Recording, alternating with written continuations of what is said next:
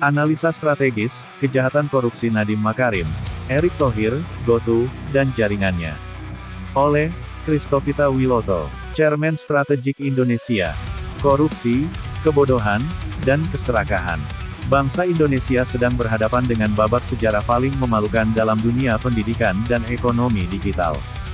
Seorang menteri muda bernama Nadiem Makarim, yang dulu dieluk-elukan karena mendirikan Gojek, kini menjadi simbol dari kehancuran sistemik, korupsi, kebodohan, dan keserakahan yang dikemas dalam baju modernitas. Yang lebih menyedihkan, kejahatan ini tidak dilakukan sendirian. Ada Erick Thohir, Garibaldi Thohir, Luhut Binsar Panjaitan, dan tentu saja Jokowi sebagai presiden saat itu, yang memberi ruang, kuasa, dan rumor hasil korupsinya dibagi dua dengan Jokowi. Nadiem dan korupsi laptop merah putih. Pada Juni tahun 2025, Kejaksaan Agung memeriksa Nadiem selama 12 jam. Bukan main-main. Ini menyangkut proyek pengadaan laptop senilai triliunan rupiah, yang disebut laptop merah putih, tetapi hasilnya justru memerah wajah bangsa. Ribuan laptop rusak, tidak bisa dipakai, dan diduga markup anggaran sangat tinggi. Anak-anak Indonesia tidak dapat alat pendidikan yang layak, tapi para pejabat tertawa membawa koper berisi uang ke luar negeri. Latar belakang Nadiem, modernitas palsu. Nadiem bukan guru, bukan dosen, bahkan bukan birokrat. Ia didatangkan karena mitos Gojek. Tapi Gojek sendiri sekarang sedang hancur, dan mergernya dengan Tokopedia menjadi GoTo justru menunjukkan betapa busuknya sistem startup palsu yang dibanggakan itu. Startup yang dibangun bukan dengan fondasi nilai dan keberlanjutan, tapi dibakar dengan uang investor, lalu ditinggalkan saat api membakar semuanya. Skandal GoTo, kebohongan kolektif. GoTo, gabungan Gojek dan Tokopedia, kini menjadi simbol kegagalan ekonomi digital. Nilai sahamnya ambruk ke titik Rp50. Sangat rendah. Para pendiri, termasuk Nadiem dan Garibaldi Thohir, Erick Thohir, sudah lama menjual saham mereka dan check out. Tapi perusahaan itu tetap hidup, karena negara dipaksa menyelamatkan dengan dana publik. Salah satunya lewat Telkomsel yang menyuntikkan Rp35 triliun. Ini kejahatan besar. Erick Thohir dan Garibaldi Thohir. Erick Thohir, sebagai Menteri BUMN, terlibat langsung dalam penyelamatan GoTo dengan memakai dana Telkomsel, BUMN milik negara. Tapi, masyarakat jarang tahu bahwa kakak kandung Erick Thohir, Garibaldi Thohir, juga terlibat dalam ekosistem ini. Mereka bukan sekadar pebisnis. Mereka adalah pengambil kebijakan. Ini konflik kepentingan tingkat tinggi yang melukai rasa keadilan publik. Luhut Binsar Panjaitan, jenderal di belakang layar.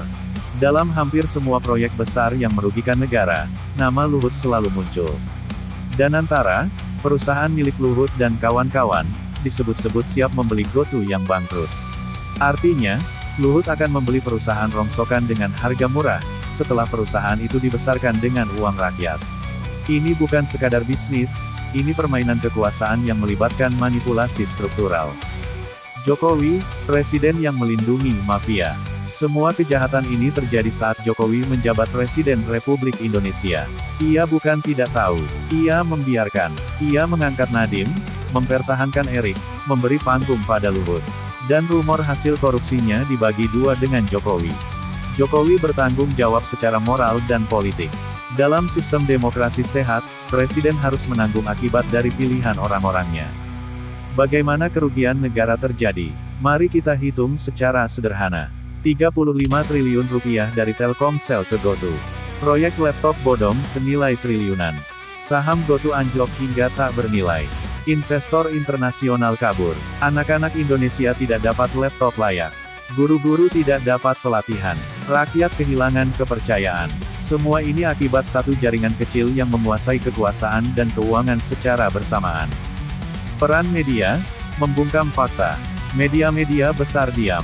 Mengapa? Karena banyak dari mereka juga menerima iklan besar dari perusahaan-perusahaan ini. Karena pemilik media juga bagian dari lingkaran kekuasaan. Maka yang berteriak hanya rakyat kecil di media sosial. Tapi suara mereka mulai besar. Mereka bukan lagi sekadar netizen. Mereka adalah nurani bangsa. Dampak ke generasi muda, kurikulum merdeka yang digagas Nadiem ternyata hanya slogan. Siswa menjadi lebih banyak di luar sekolah, guru kebingungan, dan dunia kerja tidak menerima lulusan baru karena tidak siap. Pendidikan bukan lagi tempat mencerdaskan, tapi jadi pasar proyek dan eksperimen gagal. Apa yang terjadi selanjutnya? Kejaksaan Agung telah memeriksa Nadiem. Tapi rakyat ingin lebih. Mereka ingin Erik juga diperiksa. Mereka ingin Telkomsel diaudit. Mereka ingin Jokowi dan Luhut bertanggung jawab. Bukan hanya untuk kebenaran, tapi agar bangsa ini bisa bangkit. Apa tindakan yang diperlukan? Audit menyeluruh terhadap semua proyek Kemendikbud era Nadiem. Pengusutan transaksi Telkomsel GoTo. Pemanggilan Garibaldi Thohir, Erick Thohir dan jaringannya. Investigasi pembelian GoTo oleh Danantara. Pemeriksaan kekayaan pejabat-pejabat terkait. Perlunya gerakan rakyat bersama. Kita tidak bisa berharap semuanya dilakukan oleh pemerintah. Rakyat harus bersatu. Akademisi, guru, mahasiswa, tokoh agama, dan masyarakat umum harus menolak diam. Harus menyuarakan kebenaran. Karena kalau tidak, kejahatan ini akan berulang terus. Penghakiman ilahi akan menimpa mereka.